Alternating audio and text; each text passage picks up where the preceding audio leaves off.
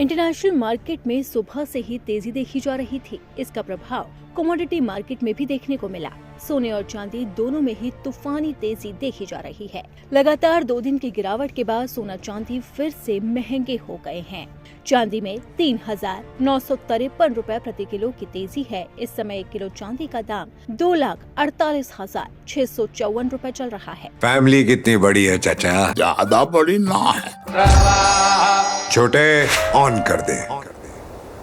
Pack कर दे सबरकूल cooler, हवा ऐसी छोड़े पूरी फैमिली को ठंडक से जोड़े। सबरकूल, लाइफ बनाए वंडरफुल। चांदी ने अब तक 2,48,717 रुपए प्रति किलो का लो रिकॉर्ड और 2,49,423 रुपए का हाई रिकॉर्ड बनाया है। MCX में सोने में 1,400 रुपए प्रति 10 ग्राम से भी ज्यादा तेजी देखी गई है। इस समय 10 ग्राम सोने का भाव 1,53,155 रुपए चल रहा है। सोने ने अब तक 1,53,052 रुपए प्रति 10 ग्राम का लो रिकॉर्ड और 1,53,699 रुपए प्रति 10 ग्राम का हाई रिकॉर्ड बनाया है। लगातार 2 दिन से सोने चांदी में गिरावट देखी जा रही थी, लेकिन एक बार फिर से इसमें तेजी लौट आई है और इस समय सोने में $51.70 प्रति औंस की तेजी और चांदी में $1.297 प्रति औंस की बढ़ोतरी है। कॉमेक्स में चांदी का दाम $77.785 प्रति औंस और सोने का भाव $4,771.30 प्रति औंस चल रहा है और सोने और चांदी की कीमतों में लगातार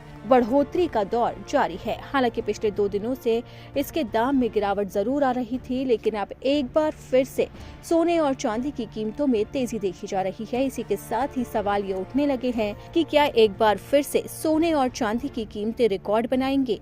आपको बता दें कि जनवरी के आखिरी हफ्ते के अंदर लगातार सोने और चांदी की कीमतों ने अपने रिकॉर्ड तोड़े थे। जहां चांदी 4 लाख को भी पार कर गई थी, तो वहीं सोना 2 लाख को छूने के करीब पहुंच गया था।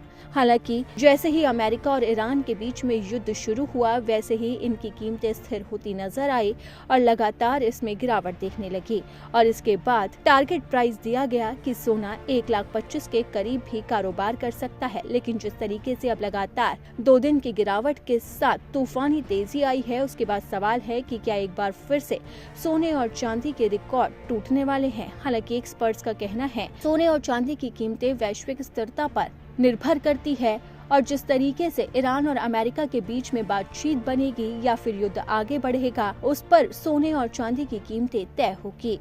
तो अब देखना होगा कि आने वाले दिनों में अंतर्राष्ट्रीय स्थिति क्या रहती है और उसका सोने और चांदी की कीमतों पर क्या असर पड़ता है।